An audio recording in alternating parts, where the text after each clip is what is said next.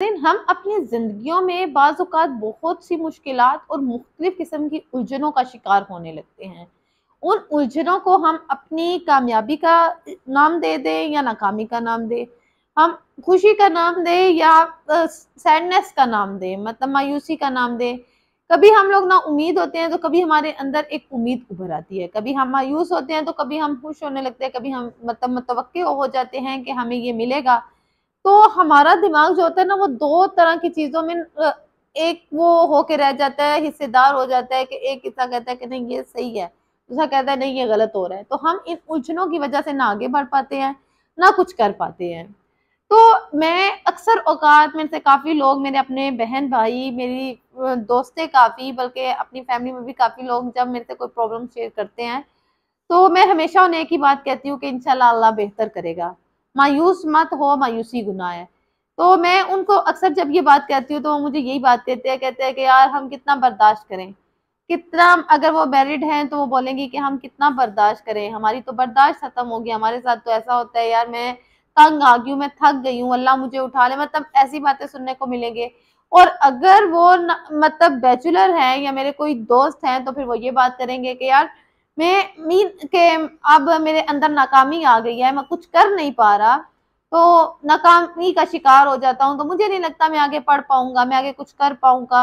मतलब हमारे दिमाग में हम लोग जब थोड़ा-सा अरसा गुज़रता है ना, तो हम लोग जो है वो मुख्तलिफ किस्म की मुश्किलात का और उलझनों का शिकार होने लगते हैं। तो मैं फिर भी उनको कहती हूँ कि मायूस मत हो, मायूसी अल्लाह ताला को पसंद नहीं है। अल्लाह पे यकीन रखो, अल्लाह जो करेगा वो बेहतर करेगा। अभी तुम्हारे लिए आज़माइश है, तो नेक्स्ट टाइम इंशाल्लाह अल्लाह तुम्हारे लिए अच्छा करेगा।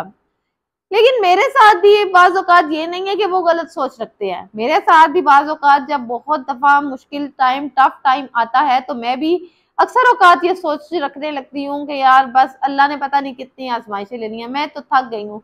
लेकिन अगले ही लम्हे या उसी रात को या थोड़ी देर गुज़रने के बाद या अल्लाह के आगे रोने के बाद या अकेले थोड़ी देर बैठने के बाद, सोचने के बाद मेरा दिमाग यही कहता है नहीं अल्लाह जो करेगा बेहतर करेगा। आज अगर तुम पे बुरा वक़्त आई रहा, तो कल तुम पे अच्छा वक़्त आएगा।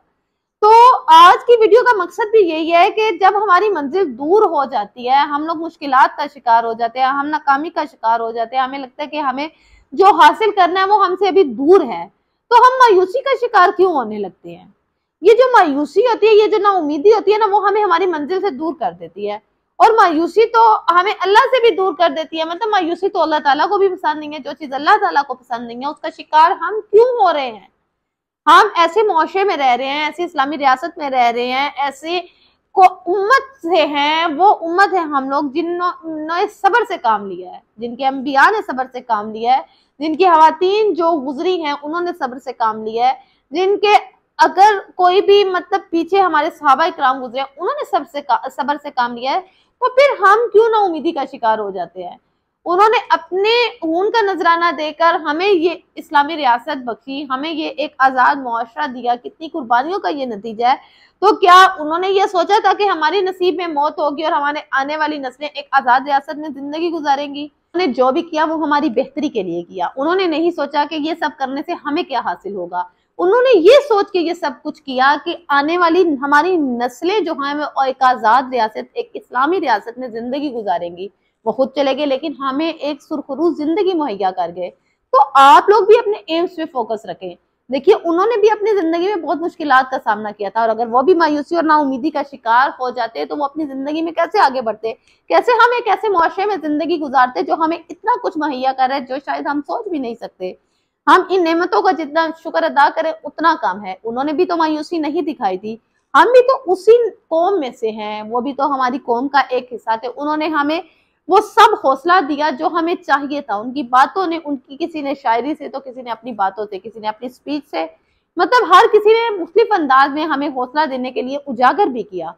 तो आप भी अपने एम्स पे फोकस करें, आप अपनी मंजिल को हासिल करने की जुस्तजू रखें, आप हिम्मत रखें, आप हौसला रखें, आने वाली मुश्किलात का डट कर मुकाबला करें।